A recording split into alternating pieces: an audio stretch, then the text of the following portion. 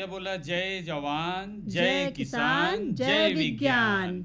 मुन्ना भैया देखें हम लोगन अपने किसानवाड़ी बैठकी में समय से जुट गईली जा और जुटले के साथ ही हम लोगन अपन खेती बाड़ी के हालचाल अपने किसानवाड़ी बैठकी में ले आइले जा और बाकी अपन जो किसान भैया लोगन अपन खेती बाड़ी से फुर्सत हुई हैं तो अपने बैठकी में जुटी हैं और जानकारी ली हैं। बिल्कुल सही कहली। और देखें हम लोग जब अपन खेती बाड़ी के चर्चा कइल जाला ना तो ओकर का आगे दिखाई देला यानी का ओकर परिणाम निकलला ये भी हम लोगन के कभी कभी सोचे के पड़ जाला। अब बिल्कुल। देखें अपने ब्रह्मदेव भाई हुआ, अब ब्रह्मदेव भाई के जब आंवला और उनकर नींबू और ये सब चीज जब बाजारे में पहले तो जाला। भैया बेर भी लगावत रहना। हाँ, तो यार भी थोड़ा सा वो पछुआ गई हुआ। अब दूसरे तरफ उनकर ध्यान चल गई है। तो ऐसने में देखें होला का कि जब खेती बाड़ी पशुपालन के जब चर्चा होला, खास करके जब किसान वाणी कार्यक्रम के, तो ये मंशा बा कि अपने इलाके में हमेशा से जोन भी फल फूल बा ओके संरक्षित कइल जाए, ओके बढ़ावल जाए, वही के एक आमदनी के जरिया बनावल जाए। बिल्कुल मुन्ना भैया सही बात कहले हैं आप। और एक चीज़ इहो ध्यान रखल जरूरी बा कि हम लोगन के जौन भी आबो हवा बा ओही के अनुसार ही हम लोगन के प्रजाति के चुनाव करे के चाही। चाहे कोनो भी फल के अगर हम खेती करे चाहते हैं या फिर चाहे कोनो भी साग सब्जी लगावत हैं तो अगर अपने आसपास के जो जलवायु बा माटी बा का मांग बा ओ तरीके से ओ तरीके के अगर हम बिया के या फिर नर्सरी के चयन करल जाए तो निश्चित तौर पे फल के अगर उत्पादन लेवे चाहते हैं तो ओकर बढ़िया उत्पादन होई। साग सब्जी के उत्पादन लेवे चाहते तो वो बढ़िया होई। फल उत्पादन ही केवल जोन बा कि एक काम नहीं बा, अगर आप इससे जुड़त हुआ तो इमे रोजगार के भी अपार संभावना बा और एक आदमी नहीं कई लोगन के रोजगार मिली। बिल्कुल भैया कहें कि बिल्कुल। देखें एक तो आप चर्चा कैली कि फल उत्पादन, तो जैसे फल उत्पादन बा तो में जैसे फल उगावे के बा, पौध के देखभाल करे के बा, सिंचाई करे के बा, बिल्कुल। कीट रोग से बचावे के बा, फल के कटाई करें, जैसे ये सब में रोजगार मिल सकला। लेकिन इस साथ साथ आप जब ज्यादा उत्पादन करे लगी हैं, ज्यादा मात्रा में फल आपके यहाँ निकले लगी, जैसे अब आंवला की ही बात ले लिहल जाए तो आंवला जब उनके यहाँ ज्यादा भइल तो वो के अब मुरब्बा बना करके बाजार में बेचे के कई तरह के रूप में ओके जैसे मुरब्बा बा या चटनी बा, कई तरह के रूप में ओके प्रसंस्करण करके ओके मतलब हम लोगन एक अच्छा आमदनी का जरिया बना सकेला। तो फल जब आपके यहाँ ज्यादा होके लगी तो आप ओके रूप परिवर्तन करके जैसे कि जूस बा, जैम बा, अचार बा, सूखा फल बनावे के उद्योग में रोजगार के अवसर मिल सकेला। और बिल्कुल आयुर्वेद में तो आंवला के महत्व कितना बा त जानते हैं आप। और आंवला ही कहें, आंवला के साथ साथ अपने इलाके में देखें जैसे बेर बा, बेल बा, ये सब बहुत अच्छा रचल बसल बा, बिल्कुल। बहुत अच्छे मात्रा में उत्पादन भी होला। और अमरूद बा, अनार बा। हाँ, नींबू भी बड़ा अच्छा अपने इलाके में रचल बसल बा। बिल्कुल, नींबू वर्गीय अच्छा जैसे, उत्पादन मिल हाँ, तो सकेला। ओके भी आप कई तरह के रूप परिवर्तन कर सकेलन। अब थोड़ा सा आगे बढ़ल जाए कि जैसे मान लें कि बाजार व्यवस्था के बात अब जब आपके यहाँ फल उत्पादन भइल, आप ओके कुछ न कुछ बनौलें तो जाहिर सी बात बा कि वो बाजारे जाई। जब बिल्कुल। बाजार भेजे के खातिर आपके कुछ न कुछ वाहन ढूंढे के पड़ी, वहाँ उनके रोजगार मिल जाई। कोई ट्रक वाला बा, ट्रैक्टर वाला बा, ट्राली वाला बा, ऑटो वाला बा, कोई भी जिससे भी आप ले जाइए तो उनके एक रोजगार के संसाधन मिल जाए कि फल के बेचे के खातिर आपके भेजे के बा मंडी तक, तो बिल्कुल वहाँ पे भैया। एक रोजगार मिल गई। अब एक साथ साथ जब बड़े पैमाने पर बागवानी लगेला बता सब तो देखें उनमें कई तरह के देखभाल निगरानी करे वाले विशेषज्ञ लोगन के भी जरूरत पड़ेला। बिल्कुल भैया बिल्कुल। अगर हम बड़े स्तर से खेती करे चाहते चाहे बागवानी करे चाहती तो निश्चित तौर पे अपने विशेषज्ञ साहब लोगन के जानकारी भी बहुत महत्वपूर्ण स्थान रखेला। तो वहाँ भी उनके एक रोजी रोजगार के साधन मिल जाएगी। जो अपने नवयुवक लोग कृषि विज्ञान में पढ़ाई कैले हुआ, खेती बाड़ी के जानकारी रखले हुआ, तो बिल्कुल। उ लोगन के जोन भी पौध के देखभाल बा, कीट और रोग से बचाव के खातिर जोन बागवानी विशेषज्ञ लोग हुआ उ लोगन की आवश्यकता पड़ी, तो वहाँ बिल्कुल। भी आपके रोजगार के मौका मिल सकला। बिल्कुल। एकरे साथ साथ देखें जब काफी मात्रा में जब सबही लोग बागवानी से जुड़े लगेलन तो उनमें कई तरह के विचार आवे लगेला कि अब हम कुछ ऐसा खोज करी, शोध करी कि जैसे कि कम समय में वो फल अच्छा मिले उत्पादन दे। या फिर जो है पौध होकर ज्यादा बड़ा ना हो, छोटे ही बिल्कुल। में मिले लगे। तो कृषि वैज्ञानिक लोगन के भी उमें बड़ा हिस्सेदारी रहला और उ लोग जोन बा की अनुसंधान करके नया नया तकनीक विकसित करे के खातिर कृषि वैज्ञानिक लोगन के जरूरत पड़ला। तो बिल्कुल। जो लोग इस क्षेत्र में जुड़ल हुआ उ लोग भी अपन नया नया खोज करके शोध करके जब बाजार में ले आई हैं, जब अपने देश दुनिया में जाई तो वहाँ भी उनके रोजगार के अवसर मिल जाई। बिल्कुल भैया, बिल्कुल सही कहले हैं। और देखिए मौसम के देखते हुए भी अपन जैसे अलग अलग जगह पर कहीं जौन जलवायु बा अपन ज़्यादा गर्म बा कहीं ठंडा बा ओकरे हिसाब से भी फल के जौन बा की बीज ओकर तैयार मतलब करके लोग जगह जगह भेजेले। बिल्कुल सही कहली कि मौसम के हिसाब से तो अब तो देखें मौसम बेमौसम भी सब्जी उत्पादन या फल उत्पादन हो रहल बा और ओके करे के खातिर लोग पॉली हाउस लगावत हुआ।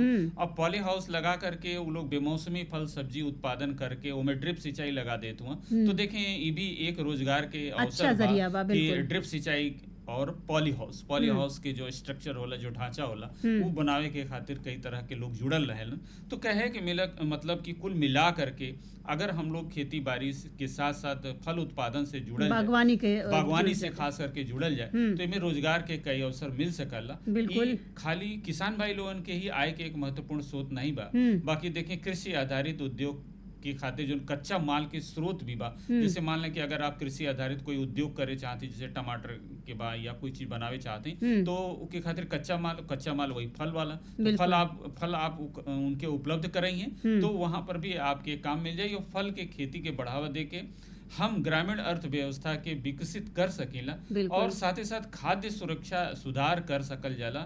और देखें आजकल गांव गिराव में पौष्टिकता के खातिर जो पौष्टिक भोजन के जहाँ तक जब चर्चा होला तो हम अपन एक योगदान दे सकेला कि सभी लोगन के फल जब मिली तो वो लोग एक पौष्टिक फल खा करके स्वस्थ भी बिल्कुल। जब पौष्टिक आहार मिली भैया तो निश्चित तौर पे स्वास्थ्य बेहतर बनी। और देखें आज अपने किसानवाड़ी बैठकी में भी संदीप कुमार मौर्य जो उनके प्रगतिशील युवा कृषक हुआ जो उनकी आपसे बातचीत का कैले हुआ पपीता के उन्नत खेती के बारे में ये जानल जाए। साथे देखें आज हम लोगन मनफेर शामिल कैले हैं जहाँ डॉक्टर देवेंद्र कुमार लाल और उनके संगतिया लोगन के गावल एगो मनफेर हुई। और बाजार भाव तो चूँकि हम लोगन के किसानवाड़ी का एगो अंश है अंग है ओके भी शामिल हम लोगन जगह जगह के बाजार मंडी का शामिल करी ला जा। तो आज देखें हम लोगन घुरावल मंडी के भाव शामिल कैले हैं जा अपन इंद्रासन मौर्य भैया के माध्यम से मिलेला और जगह जगह से बारी बारी से कभी बाबूलाल मौर्य भैया कभी पुनवासी चौहान भैया के माध्यम से प्राप्त होत रहला। ऐसे हम लोगन के कहबा कि जौन हम लोगन खेती करत हैं चाहे बागवानी के चाहे अनाज के चाहे साग सब्जी के तो उसे हम लोगन की सहूलियत मिल जाए जो व्यवसायिक रूप अपनावत आटे या फिर जो अपनावल चाहता तो उनके एक रास्ता मिल जाला कि अगर अच्छा उत्पादन हम करत हैं तो एक बाजार भी हम भेजी तो कौन बाजार में भेजी जहाँ हमके अच्छा मुनाफा मिल सके। तो हम लोगन बारी बारी से जानल सुनल जाए क्योंकि बातचीत हो रहा हम लोगन के फल से जुड़ल बात पर। तो पपीता के उन्नत खेती के बारे में संदीप कुमार मौर्य जो की प्रगतिशील युवा कृषक हुआ और आपसे बातचीत का भैल बा हम तो कहते हैं कि सभी किसान भैया लोगन के ध्यान से सुने और गुने का कहत हुआ बिल्कुल सुनल जाए। किसान भाई देखें हम लोग अपनी खेती बाड़ी के कई हिस्सा में बांट करके आगे बढ़ल जाला। कुछ फसल, कुछ तरकारी और कुछ फल यानी फलदार पौध भी हम लोग अपने खेती बाड़ी में शामिल कइल जाला कि जैसे पौष्टिकता के लिहाज से और बाजार के दृष्टि से आपन संतुलन बनल रहे। तो ऐसे ही एक प्रगतिशील युवा किसान हुआ संदीप कुमार मौर्य जी और राबर्ट्सगंज ब्लॉक के मानपुर गांव से आवेलन और आप बड़ा अच्छा जौन बा की खेती बाड़ी के अनुभव रखेलन। नए उम्र के साथ साथ आपके लगन भी बा और कई तरह की खेती इनके यहाँ होला, चाहे तरकारी के बात हो, अनाज के बात हो, फल के बात हो। तो आज हम लोग इनके यहाँ जो पपीता की खेती आप करेलन यही के बारे में चर्चा कल जाए। काहे कि देखें अपने इलाके में पपीता की खेती बहुत ही रचल बसल बा और पौष्टिकता के दृष्टि से और साथ ही साथ बाजार के दृष्टि से पपीता की खेती बहुत ही फायदेमंद साबित हो रहा बा। तो संदीप जी सबसे पहले तो अपने किसानवाणी कार्यक्रम में आपके बहुत बहुत स्वागत बा। हम लोग जानल चाहब कि पपीता की खेती से आप कितना दिन से जुड़ल हुआ? देखें किसान भाई लोग हमन के यहाँ सभी सब्जी के खेती के साथ साथ पपीता की खेती लगभग 4-5 वर्षों से होत है। और हम लोगों के यहाँ मुख्य रूप से सब्जी का ही खेती कइल जाला जिसमें आपका गोभी, टमाटर, आलू, मिर्चा और इस समय मचान की सब्जी पर विशेष तैयारी है। और ओकरे साथ साथ पपीता का हमन का नर्सरी इस समय डाले का तैयारी होता। अच्छा, पपीता की नर्सरी आप डाल देले हुआ तो बड़ी अच्छी बात बा। और बढ़िया ढंग से खेत में लगावे के समय कब से कब तक रहेला? देखे किसान भाई लोग, जैसे पपीता लगावे का समय तो वैसे अब तक लगा देवे के चाहिए, लेकिन थोड़ा सा इस साल टेम्परेचर अधिक होए से जैसे और किसान भाई लोगन के पानी का अभाव भी बा, तो इस हिसाब से मतलब अभी भी मतलब समय पीछे ना भयल है। ये में अब मतलब आप लोग अभी बीज डाल सकना, अभी अभी बीज डाले का पूरा समय है। अब अभी अगर हमन का बीज डलाई तो लगभग कि आपका 15 जुलाई तक पपीता लग जाई। अच्छा, यानी जुलाई में लग जाएगा चाहिए। हाँ, जुलाई में अच्छा, पपीता लग जाएगी। तो अच्छा रही। बहुत से अपने किसान भाई डाल चुकल हुई हैं, ना डाले हुई हैं तो मन बने ही हैं। अब रहल बात कि अच्छा खेती मिले, अच्छा उपज मिले, बाजार भाव बढ़िया मिले, एक खातिर प्रजाति के चुनाव पर ध्यान देवे के पड़ेला। तो कौन किस्म के आप चुनाव करी हैं? हम देखें किसान भाई, हम हमारे जन पपीता का प्रजाति है तो ईस्ट वेस्ट कंपनी का सपना का हम चुनाव कैले ही। बहुत अच्छी प्रजाति है और एक एकर जन वजन हवे लगभग 2 से 2.5 किलो है, और मतलब अंदर से हल्का लाल होला और जब पक जाला तो काफी मीठा भी लगला। अच्छा, मिठास भी रहला। तो अगर बाजार में जाए तो अच्छा मांग रही है। हाँ, अच्छा मांग रही। तो संदीप जी, जैसे पपीता के जो खेती बा वो कुल कितना समय लगल है?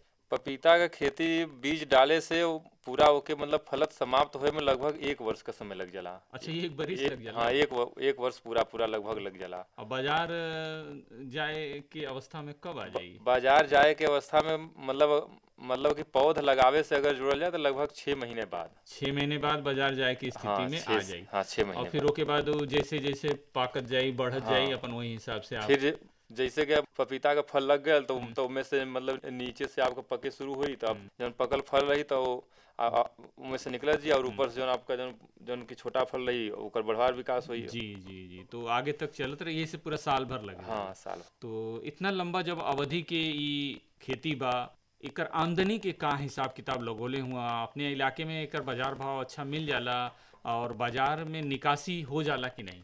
नहीं, हमहन के रावर्ट्सगंज मार्केट में निकासी हो जाला, कभी कभी दिक्कत आवाला, लेकिन अभी तक वैसन दिक्कत नहीं, नुकसान नहीं भयल। मतलब मार्केट हमन के ठीक ठाक मिल जाला। और जैसे कि हम 10 बिस्सा मतलब हर साल लगाई पपीता, तो 10 बिस्सा में लगभग हमन के 250 से 300 पौधा आवाला। तो कुल मिला जुला के उनमें लगभग आपका अगर 70-80 किलो का एवरेज मतलब एक पेड़ के में फल हमन के देवाला। तो बाजार की दृष्टि से भी किसान भाई देखें, पपीता की खेती अच्छा बा, अपने इलाके में बाजार ठीक ठाक बा, बढ़िया ढंग से मिल जाला। अब तकनीक के बारे में बातचीत कही जाए कि कैसे कैसे एकर लगावल जाला। संदीप जी, सबसे पहले तो नर्सरी के बारे में ही थोड़ा सा चर्चा कर दें कि नर्सरी में कौन कौन खास बात पर ध्यान रखे के पड़ी? नर्सरी में खास बात पर ध्यान देगा कि मतलब जहाँ हमन के नर्सरी डाले के बाद पहले ओकर 1-2 बार अच्छे से सिंचाई कर दें, घास हो जैसे कि जब बीज पहले से जम जाए।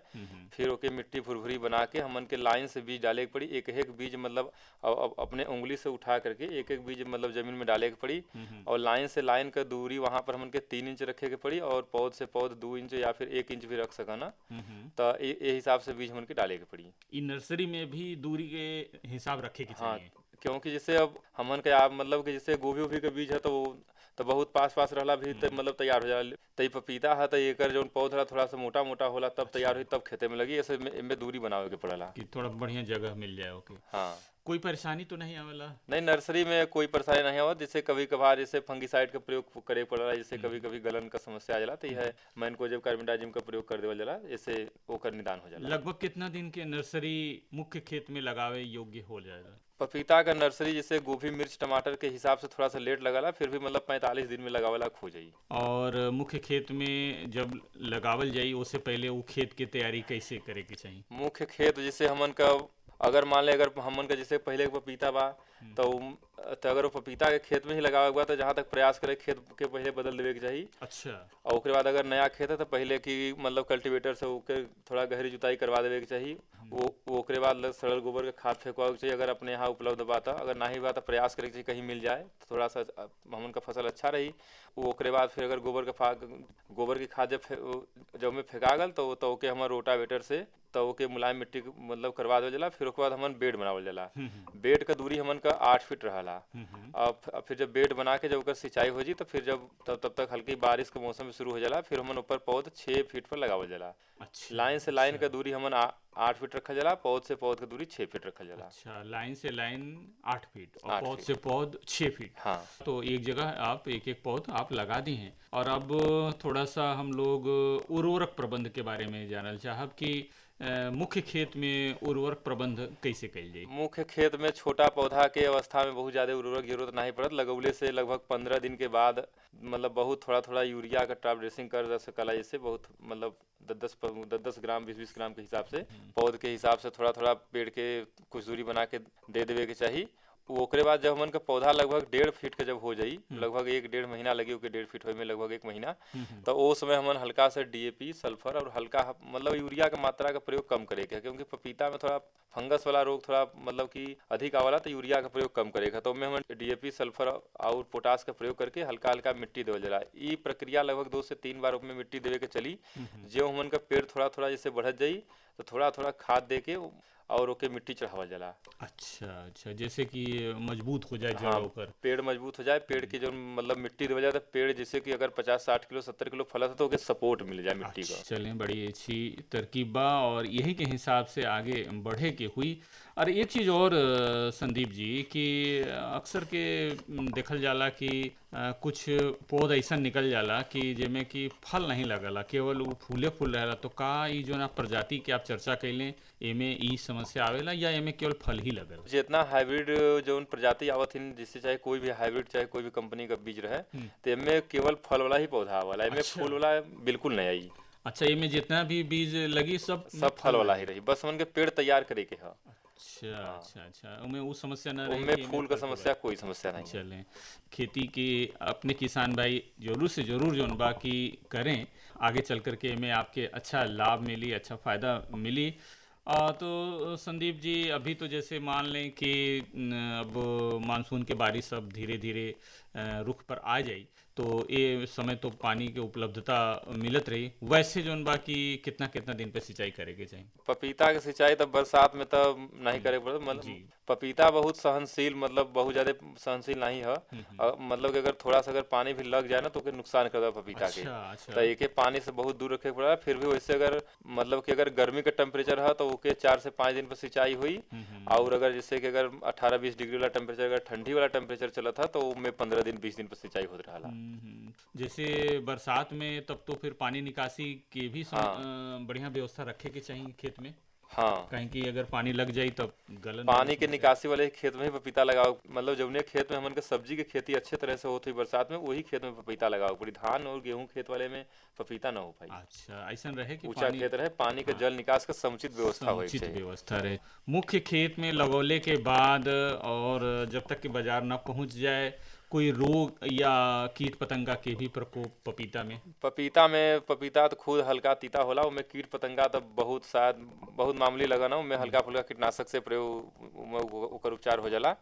और उमें मेन रूप से थोड़ा सा वह मुजैक वाली समस्या आवला। अच्छा। तो उमें अपन जैसे कि फंगिसाइड मार्केट में आवत बाइन, तो अपन बदल बदल के उमें छिड़काव करे के चाहिए लगभग 8 दिन 10 दिन पर। मतलब शुरुआती अवस्था में थोड़ा जैसे जब फल आवे शुरुआत होला तो वो उसमें मतलब ये फंगस वाला समस्या बढ़ जाला, मुजैक वाला। तो अच्छा, उसमें थोड़ा सा ध्यान देवे के पड़ेला। ओकरे बाद जब फल मतलब जब पर्याप्त लग गल तो फिर कोई उसे रोग नहीं कोई आवत। परेशानी ज़्यादा नहीं नहीं आवत, होला। हाँ। तो यानी रोग और कीट के खातिर भी ज़्यादा समस्या नहीं बा पपीता में। कितना कितना बड़ा हो जाला तो बाजार आप लोग भेजेला? पपीता हमहन के उमें हमहन के हन खेती होला, तो हमन कच्चा पपीता नहीं तोड़ल जात। जब से वो अच्छा। अपने से पकी ना, तब से वो खेते में से हमन के न तोड़ाई। हाँ। कोई के अगर आवश्यकता है कच्चा पपीता के तबे तोड़ के दियाई, मतलब वो प्रौढ़ भइले पर ही। हम्म। लेकिन वो हमन कोई दवाई ववाई का प्रयोग करके मार्केट में पका के नहीं बेचल जाता, अपने से अच्छा, जब पीला हुई तबे बेचाई। तो जब उमें थोड़ा थोड़ा ऐसा महसूस हुई कि अब पक रहल बा, तभी आप ओके निकालेलन। हाँ तो ये भी अच्छा बा, काहे कि देखें ऐसे बढ़िया किस्म के जो फल बा बाजार में पहुंच पाई और वो स्वादिष्ट रही। तो चलत चलाओ तो अपने युवा साथी लोगन से आप का कहे चाहिए कि पपीता के व्यावसायिक रूप दिहल जा सकला? हाँ, युवा साथी लोगन से यह कहब कि अपने खेती बाड़ी के साथ साथ पढ़ाई लिखाई के साथ साथ खेती का काम करे के चाहिए। और थोड़ा सा इसे वैज्ञानिक लोगन से आकाशवाणी के माध्यम से जुड़ के अपने उद्यान और ब्लॉक से जुड़ करके कृषि संबंधित अधिक जानकारी लेवे के चाहिए। और पपीता की खेती भी अच्छी खेती है, थोड़ा सा लंबी खेती है। मतलब इनमें का होला कि मतलब हम थोड़ा सा अगर मार्केट डाउन भी होगा 10-15 दिन के लिए तो हमारे पपीता के रोक भी सकीला जा। अच्छा और अच्छा। ओकर बाद औरो कोनो अगर सब्जी हवा तो उनमें थोड़ा सा नुकसान होने की संभावना रहता है। पपीता के खेती भी व्यवसायिक स्तर पर कर सकेला। युवा किसान लोग थोड़ा ध्यान दें, जितना थोड़ा सा टेक्नोलॉजी से थोड़ा अपन जुड़े के चाहिए, अच्छे किसानों के संपर्क में रहे के चाहिए। वैज्ञानिक लोगन से बातचीत करके अपन खेती के अच्छे तरीके से चला तो सकता। कुल मिला करके अगर व्यावसायिक रूप से पपीता की खेती कइल जाए तो एमे मुनाफा अच्छा मिल सकेला। तो किसान भाई देखें, आज रावर्सन ब्लॉक के मानपुर से संदीप कुमार मौर्य जी रहला हैं। आप एक युवा प्रगतिशील किसान हुआ और खेती बाड़ी बहुत ही मन और लगन से करेलन। पपीता की खेती के अनुभव के हम लोग बांटल गए और संदीप जी आज आप अपने किसानवाणी कार्यक्रम में जुटलें और इतना बढ़िया जानकारी देलें, बातचीत भइल, एके खातिर आपके बहुत बहुत धन्यवाद। अरे अरे अरे अरे, क्या कर रहा है? इधर इधर इधर, हम बोल रहे हैं तेरे बीजू का। पुतला बोल रहा है? हाँ, पक्षियों से तो हम खेत को बचा लेते हैं, पर इन घातक रसायनों से कैसे बचाएं? मतलब? देख बेटा, तू जो ये अंधाधुंध रसायन मिलाता है ना, मिट्टी की सेहत बिगड़ने लगी है। और जब माटी ही कमजोर पड़ जाएगी तो उपज कैसे सेहतमंद होगी? हाँ? अरे पहले ऐसा नहीं था। पूछना अपने बड़े बुजुर्गों से, कैसे फसल लहलहाती थी, शुद्धता झलकती थी। हाँ, माटी भी तंदुरुस्त और लोग भी। अरे अब पहली वाली बात कहाँ? पर अब तो सभी डाले हैं। सब नहीं, आज भी लाखों जागरूक किसान परंपरागत विधि से फसल उगा रहे हैं। खर्चा कम और उपज की कीमत भी बेहतर पा रहे हैं। सच है? रे बेटे, एक्सपीरियंस से बता रहे हैं, धूप में बाल सफेद नहीं किए हैं। हाँ। ठीक है भाई, मैं भी आज से जैविक खेती शुरू करूंगा। माटी से प्रेम की परंपरा है, परंपरागत खेती। तो मुन्ना भैया देखें, अभी हम लोगन संदेश सुन ली हैं जा, और उससे पहले जो आपके बातचीत रहला संदीप कुमार मौर्य जो उनकी प्रगतिशील युवा कृषक रहलन हा, पपीता के उन्नत खेती के बारे में बहुत बढ़िया अपन अनुभव साझा कैलन हम लोगन से। निश्चित तौर पे और भी जो नौधा किसान भैया बहन लोगन हुआ, उनके अपन ये चीज़ के मतलब पपीता की खेती करे में काफ़ी सहूलियत मिली। तो बहुत बहुत धन्यवाद बा आप लोगन के। और आगे हम लोगन जानकारी के खातिर देखा बात करल जाए तो देखें, जब बढ़िया फ़ायदा मिलेला, जब बढ़िया खेती के चाहे बागवानी में अच्छा मुनाफा मिलेला, तो निश्चित तौर पे हम लोगन बाजार की तरफ कहल जाला कि एक आँख खेती पर दूसर का बाजारी में होके के चाहिए। तो ये बिल्कुल सही भी बात बा कि अगर बढ़िया फ़ायदा मिलल तो हम लोगन बाजार के देखल जाए कौन बढ़िया बाजार बा जहाँ अच्छा मुनाफा मिल सकेला। तो आज हम लोगन किसानवाड़ी में शामिल के लिए हैं जब घुरावल मंडी के बाजार भाव। तो बतावें अपन इंद्रासन भैया का सब्जी के जन भाव बतौले हुन। तो पहले भाव ही जान लिहल जाए, फिर मनसाइन हुई। बिल्कुल। तो आज घुरावल तरकारी मंडी में परवल रहल है 200 से 225 रुपया पसेरी, कुंदरू रहल है 140 से 160 रुपया पसेरी, बैगन रहल है 130 से 140 रुपया, टमाटर 150 से 160 रुपया पसेरी के बीच रहल, बोड़ा रहल 100 से 110, कोहड़ी 45 से 50, लौकी 75 से 80, अच्छा। नेनुआ 90 से 100, लहसुन 180 से 200 और पालक रहल 100 से 110, धनिया रहल 200 से 240, अच्छा। मूली 120 से 130, पकल आम रहल 150 से 160 रुपये पसेरी और नींबू रहल 200 रुपया सैकड़ा। ये रहल घोरावल तरकारी मंडी के थोक बाजार भाव। इंद्रासन भाई के दिया जाए धन्यवाद। बिल्कुल, तो धन्यवाद सबके तो हो गए हम लोगन की तरफ से, लेकिन सोने पे सुहागा स्वरूप अपन डॉक्टर देवेंद्र कुमार लाल एगो लाचारी के साथ अपने किसानवाड़ी बैठ के में मतलब लाचारी नहीं मतलब एगो लोकगीत के विधा भैया, ये गीत के सुनल जाए इनके लोगन के गावल जौन बा।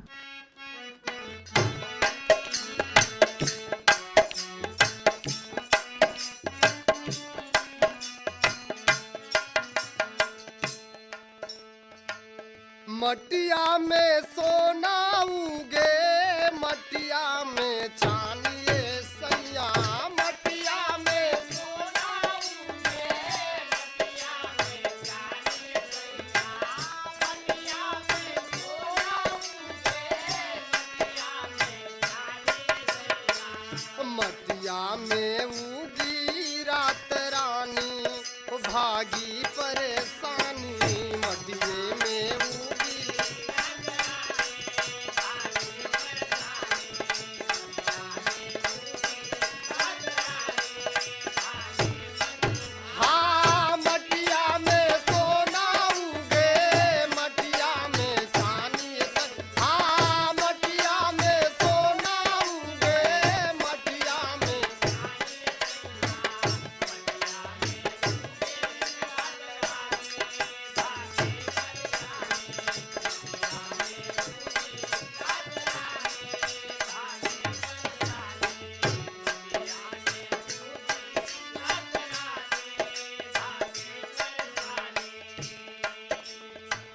खेतवा के खान खोद घसिया नीरावा हो खेतवा के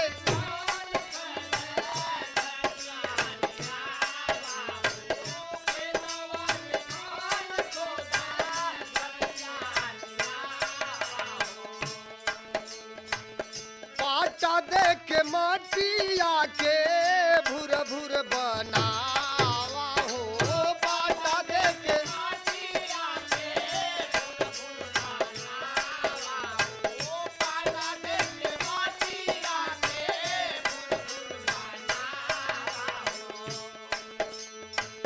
तब आई भैया रवानी भागी परेशानी तब आई भैया रवानी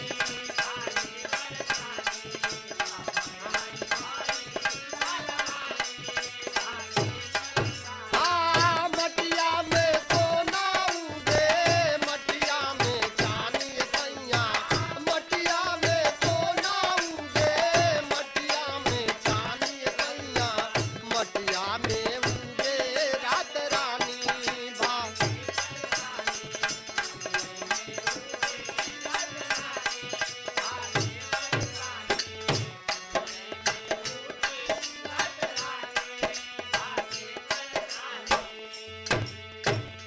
नया नया बीज तू बाला कैसे लियावा हो नया नया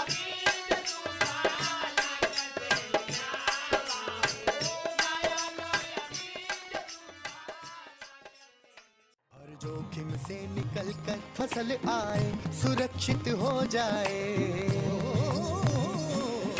फसल बीमा से हर किसान अब आत्मनिर्भर हो जाए।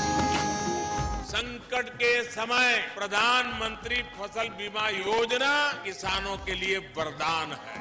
अब सूखा पड़े या बाढ़ आ जाए कोई डर नहीं। अब ओले पड़े या कीट पतंगे फसल खा जाए कोई फिक्र नहीं, क्योंकि हमने लिया है प्रधानमंत्री फसल बीमा।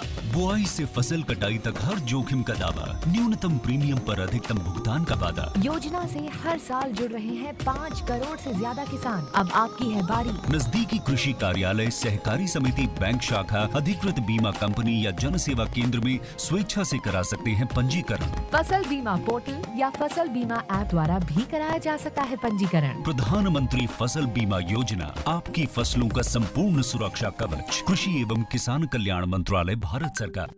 तो मुन्ना भैया देखें संदेश सुनल गर से पहले जौन बाकी अपन डॉक्टर देवेंद्र कुमार लाल उनके संगतिया लोगन के गावल मन फेर भी सुनल गयल। और देखें जब दिन भर के खेती बाड़ी से हम लोगन थोड़ा सा थकान महसूस करेला तो निश्चित तौर पे मन फेर सुन करके उस शरीर के मन की थकान बा वो दूर हो जाला। तो बहुत बहुत धन्यवाद बा डॉक्टर देवेंद्र कुमार लाल भैया के भी। और चला भैया ये कहे कि बाकी देखें हम लोगन तो भाई अगर दुख परेशानी बा तो बोल करके ओके समाधान निकाल ले ला जा। बाकी देखें जो अपन गोरू चौवा हुआ ने समय खास तौर पे जो बरसात के मौसम बा तो हम लोगन के उनका ध्यान खासा रखे के बा। काहे कि देखे बरसात में तरह तरह के बीमारी होला तो उनके टीकाकरण का हम लोगन विशेष ध्यान रखल जाए और टीकाकरण समय से करवाओ जाए। बिल्कुल टीकाकरण अभियान चल भी रहल बा। काहे कि देखें बरसात से पहले हालांकि बहुत से अपने जो भी पशुपालक भाई लोग हों लगवा देलन। अगर आप बरसात से पहले, अब तो खैर बरसात शुरू ही हो गई है, तो अगर आपके गांव में या आपके आसपास कहीं पशु टीकाकरण अभियान चल रहा हो या डॉक्टर साहब से आप संपर्क करके अपने पशुओं के टीका जरूर से जरूर लगवा दें तो आगे आए वाले समय में जो भी रोग व्याधि बा उससे बचाव हो सकला। अब अपने कार्यक्रम के समेटे के भी वक्त आ गए था, चल जाए। तो भैया बोला जय जवान, जय किसान, जय विज्ञान।